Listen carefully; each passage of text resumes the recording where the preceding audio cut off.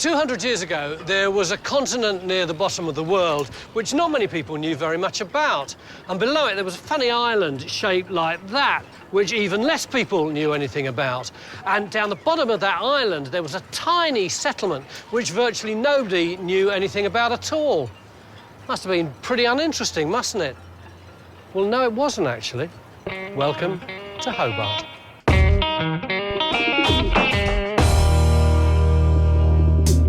I'm walking all round Australia. Today, Hobart gets to showcase some of its more infamous characters. There's a tough-as-nails brothel madam who knew how to keep tabs on her girls. Under the mattresses, the balls would tingle. Australia's favourite royal and the building named for her that she never got to see. Woo! And some bad girls with an undeserved reputation. No, it didn't happen that way at all.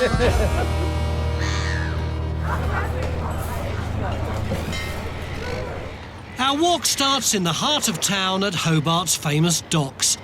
First port of call for fishers, greenies, and the occasional intrepid explorer.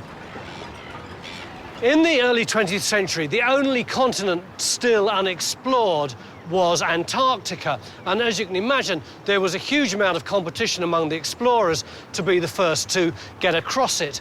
And in March 1912, a man came ashore right here. He rowed across in a little boat from his ship. And he didn't have a nice leather coat like I've got, and he didn't have a blue car either. What he did have was this. Look, I'll show you. He was wearing a reindeer coat. Who killed Kenny? Who was he? None other than Norway's Roald Amundsen, the first man to reach the South Pole. This is what he looks like in a reindeer skin coat, and this is what I look like.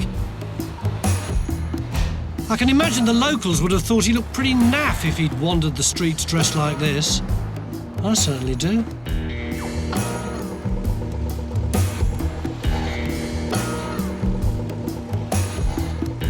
Actually, when he checked into Hadley's Orient Hotel, he wrote in his diary that he was treated like a tramp and given a miserable room. Pretty soon, this grizzled old sea dog was back among the genteel folk of Hobart, tramping the streets. Curious journalists, polar paparazzi if you like, kept trying to find out who he was and why he was there. But the first man to reach the South Pole had a higher authority to report to. Eventually, he reached his goal, the post office. And he sent a telegram to the King of Norway, which said, "Thanks for everything, mission accomplished, all well."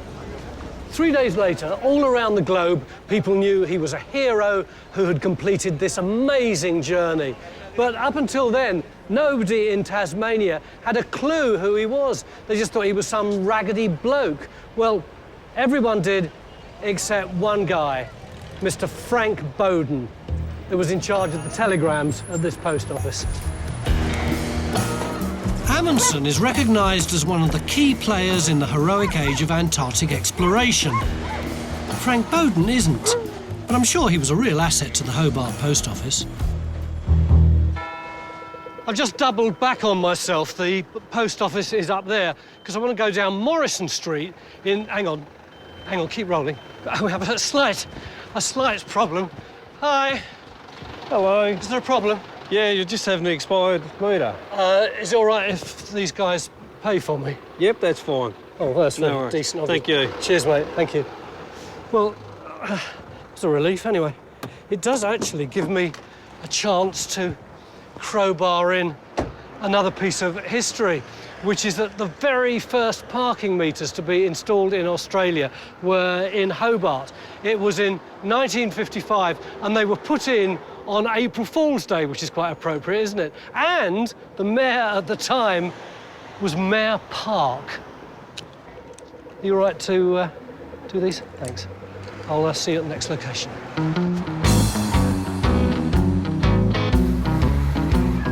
It's not that I couldn't be bothered moving the car or that I think the crew's there just to do whatever I want, although, come to think of it, no, it's just that I am on a walk. And besides, I've something more important to do. Like go to the pub. For purely historical reasons, of course. Cool, you took your time. Excuse me. Now, you remember I was talking about infamous characters? Well, one of the most infamous lived in here, which was formerly known as the Blue House. Why is this place called the Blue House? Because it was the scene of a great number of what are referred to here in the vernacular as blues. What's that mean? Or fights. Oh, fights. Because it was a pretty seedy place in many ways, but it had a lot of characters here, and the biggest character was Ma Dwyer. Is this Ma Dwyer? And that's her, and... She looks a bit like the young Princess Margaret. Yes, it's flattering in her younger years. And she operated this place as Hobart's major brothel upstairs. And part of the entertainment, and to keep an eye on her own business, I suppose, was that in the 9 beds in the rooms in the brothels, she attached lengths of wire under the mattresses that went down through the ceiling at the bar, and each one of the 9 was attached to a bell, 9 bells. And when the mattress was working, the bells would ring. And Ma knew if the girls then were working, I suppose. So but it was great entertainment. Yeah, when she was making a lot of money, it must have been quite a musical accompaniment down here. Indeed. Now, virtually every house that I've ever been involved in excavating, people have always said there are tunnels here. But it's always a myth. There never are there? Tony, right below us is an amazing tunnel. A tunnel? A tunnel. Oh, let's have a look. Cool, it's a bit of a struggle getting down here, isn't it? And this way? Correct. So where are we now in relation to the pub upstairs? Well, we are below where we were sitting. This is the pub cellar. In here? Slightly to the left. Cool, it's just And then up, and there's your tunnel. a great big pile of earth here. Come on, have a look at this. Oh, I see it. I see it. It's through in there. Cool, it's like an old wooden lintel there, isn't there? Yes. It goes all the way across the road through a little park to the colony's first customs house, where in the cellar they stored imported rum. And allegedly, for years, in the late 1800s, drinks were smuggled out of the customs house across here to the pub. Well, I know that normally these things are just a bit of a fantasy, but in this case, we actually have got some proof on the other side of the road. Come on, this way. OK, so just somewhere over here. Yep, it's down here. See, this is where Mike and I were below there, and that is one end of the tunnel going in that direction. And over there is what used to be Customs House and is now Parliament House. Are you coming or what?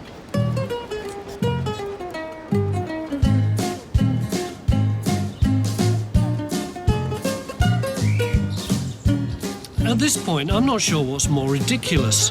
Following up yet another shaggy dog story about tunnels leading from the corridors of power to dens of iniquity, or the sight of a bloke my age jogging and trying not to spill a pint of Guinness at the same time. One day I might get a real job. Anyway. Here, hang on. Look, secret stairs, secret tunnel. Now, I can't absolutely guarantee that that tunnel links to the tunnel by the pub, but I'd think so, wouldn't you?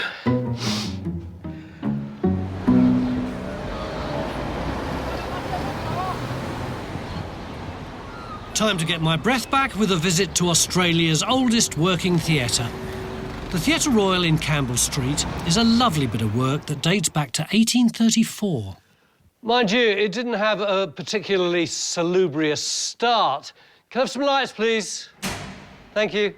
This area used to be known as Wapping, and it was a pretty dodgy old place full of prostitutes and sailors and brothels, and the theatre itself was built between an abattoir and a tannery, so you can imagine what the stink would have been like. It must have been really difficult to attract a theatre-going audience here. Can I have stage lights, please? Woo! That's pretty good, isn't it? So, by the 1850s, they were still putting on shows here, but essentially they were cockfights and boxing matches, political rallies, that kind of thing. And over the next 80 or so years, things went from bad to worse until the stage was rotting, and backstage it was really cold, cockroaches crawling all over the place, a bit like a lot of the touring theatres I've spent most of my life in. But all that was transformed in 1948 when Laurence Olivier and Vivian Leigh and the Old Vic Company came out here, and immediately Olivier was besotted by this theatre, and he persuaded the people of Tasmania to get behind their theatre, and the government stumped up a lot of money and transformed it into this wonderful space that we have today. And there's a curious story about that I will demonstrate for you. When they got together a royal tour of Australia for the elegant young Princess Elizabeth, they built this royal box here so she could come to Hobart and see a play at the Theatre Royal. But then her dad died and the tour was cancelled because she had to concentrate on being Queen. But I don't actually blame her for not coming here, because when you sit in this royal box, you can't see what's happening on at least half the stage without standing up and craning your neck round in a very unregal manner. But nevertheless, because this is a royal box created especially for a princess, nobody has ever sat here since. Well, I am now, obviously, but you know what I mean.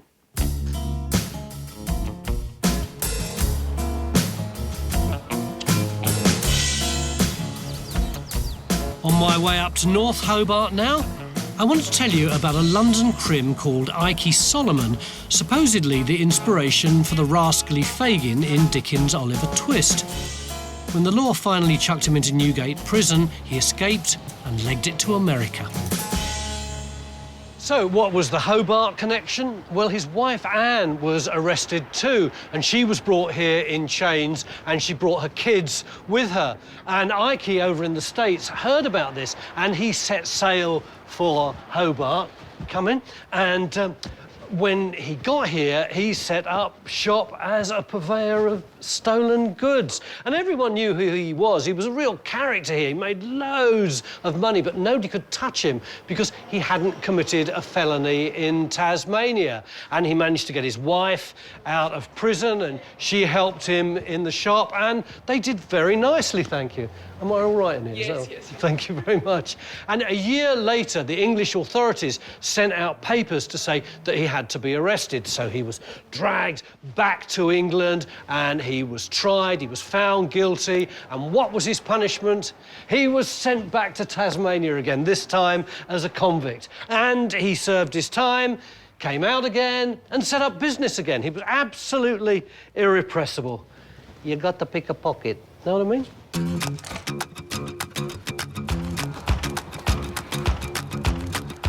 Ike's shop is long gone, but this building isn't, obviously.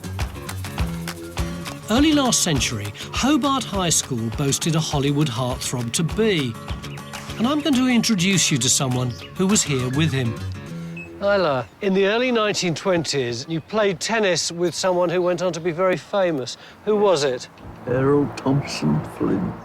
Who became the Hollywood Errol Flynn? Yes, the idol of America. Was he good looking? Oh, yes, a couple of the lady teachers, they were in love with him. He was good to be with. And of course, he played a beautiful stroke of tennis. And how's this for a keepsake? Isla inherited one of Errol's old textbooks. His name is written. Oh, it's here. It's right in the Yes. first page, isn't it? Yes. Errol Thompson Flynn, Hobart State High. And there's your name, Isla. Isla Yes. Crease. Well, there you go. It's a wonderful thing to have. How old are you now, Isla? I'm pushing 102. Well, Isla, I know you haven't played for some time, but if you fancy a quick knock-up, I'd be happy to oblige. All right. Well, it's a bit too windy, I think, today. We'd preferably put it off till tomorrow. All right, I'll come back and we'll play tomorrow. That's a date, yes. Hobart High School was one of many schools the tearaway young Errol was politely asked to leave. Once a naughty boy, always a naughty boy, eh? It's funny, until I came to Hobart, I'd always assumed that Errol Flynn was an American. Yet 80 years ago, he was here playing tennis with Isla. I reckon I could take a couple of games off her, don't you?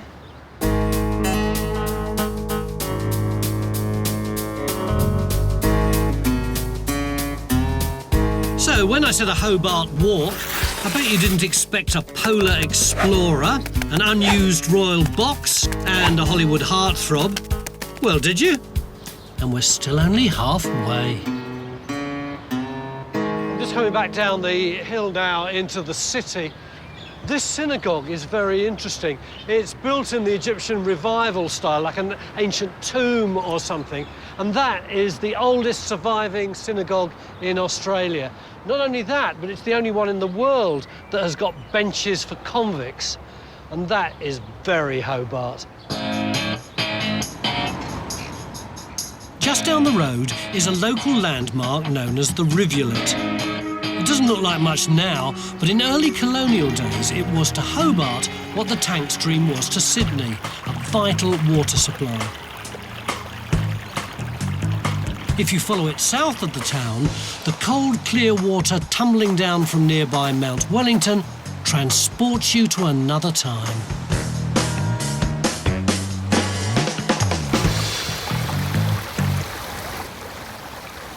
Up here, you get a sense of what this place might have been like 200 years ago.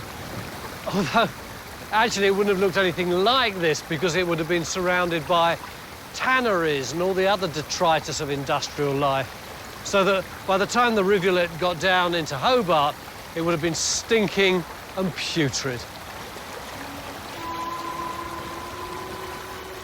Not a very cheery thought, I know.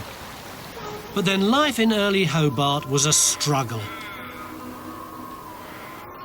Especially if you were unlucky enough to be banged up in my next stop.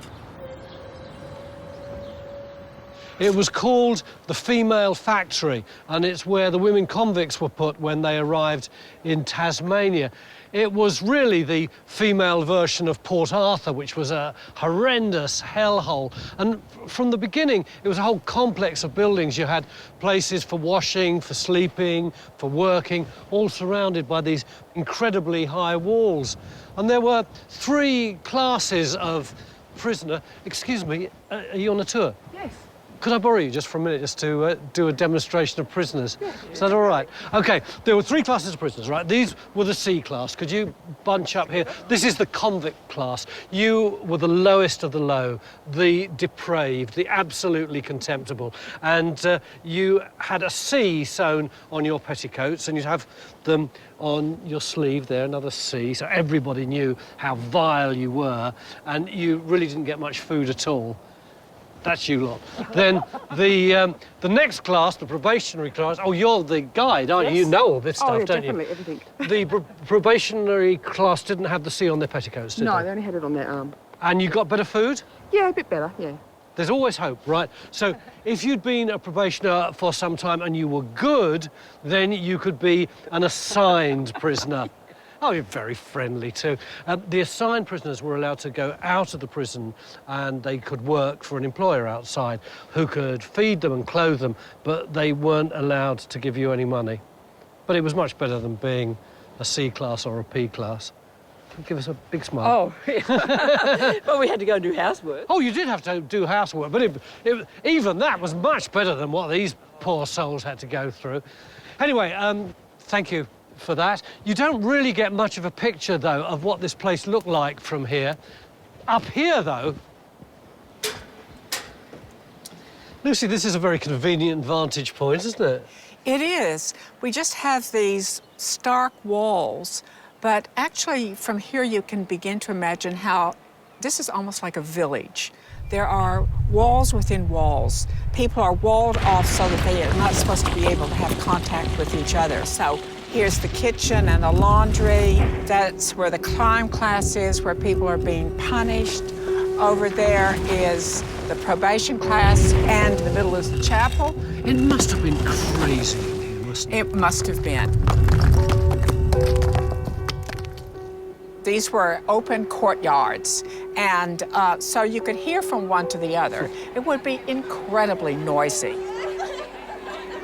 Not to mention bone-chillingly cold in winter and baking hot in summer. This factory was little more than a prison. And like all prisons, it had its top dogs. I must tell you about one aspect of this place which really tickles me. Even though you were all so downtrodden, there were a group of you who were known as the flash mob because, essentially, you were really flash. You managed to make homemade jewellery, homemade mob caps, and they terrorised everybody else. And they were being lectured once by a reverend, and this is what they did, which is the thing that I would love you to recreate, if you wouldn't mind. Tony, this is wrong. No. What? It didn't happen that way at all. Oh. The flash mob were very stylish, as you say. Yeah. And they just rejected the messages that were being beamed to them by the authorities. Work, behave, work, behave. They kept getting together and they drove the superintendent crazy. He said they've been singing and dancing and making a noise. They were not like these women who look as though they just came in from milking the cows. And they would never have done anything like that. I think you made your point. This wouldn't be historically valid if we got these ladies to do this. No. Which is a tragedy No. for me. I thought we were going to get a great piece of audience participation. You've ruined it for me. I know. Bye.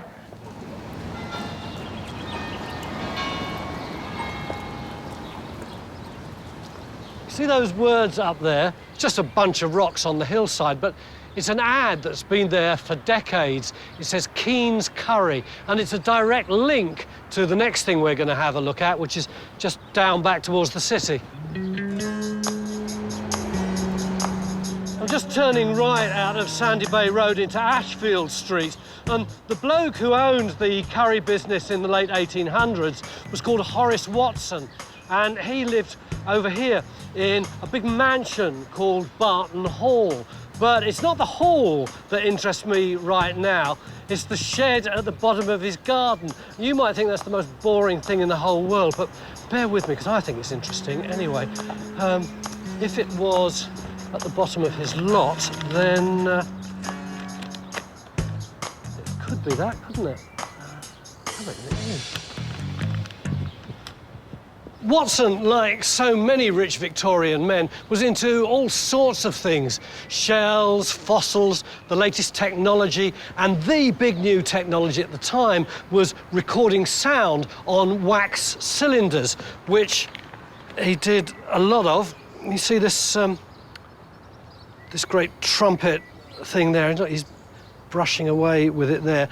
And that has got to be here, isn't it? He was doing his recordings right here. But what interests me is not him so much as the woman whose voice he's recording.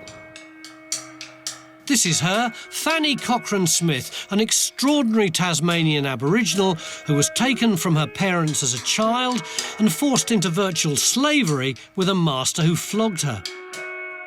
Eventually, she married an ex-convict, started a boarding house and became an established community figure. But what really set her apart from everybody else was her voice, and it was that Watson recorded in her original Aboriginal language. Here it comes.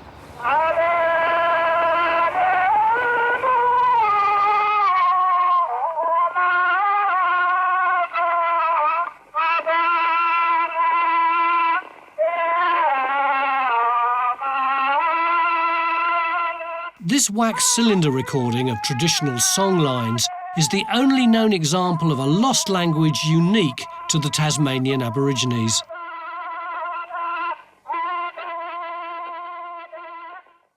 Watson, Fanny and her song are long gone. And Barton Hall doesn't exist anymore. In its place, there's this car park for a big supermarket, and over there, where the grand front of the hall would have been, here's a burger joint for an international chain with a name that sounds vaguely Scottish, if you know what I mean. All that's left of this story is that shed. And that's exactly the kind of thing you're constantly confronted with when you do a walk like this.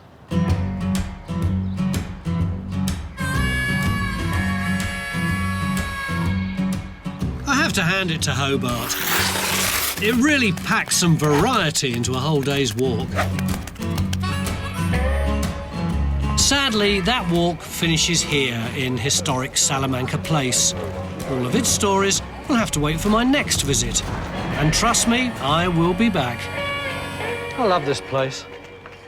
All right, I know that people say that folk from Hobart have got two heads and marry their sisters and that kind of stuff, but the reality is that it's sophisticated, it's vibrant, and yes, its history is tinged with unspeakable sadness, but today, it's all right if I join you. Thank you very much. It's got to be one of the best places in the world to live. That's one. I'd love one. Hi, I'm Tony Robinson. If you love my show and want to see some more amazing history stories, then please hit the subscribe button, click the notification bell, and we'll let you know when there's something new to watch. Enjoy.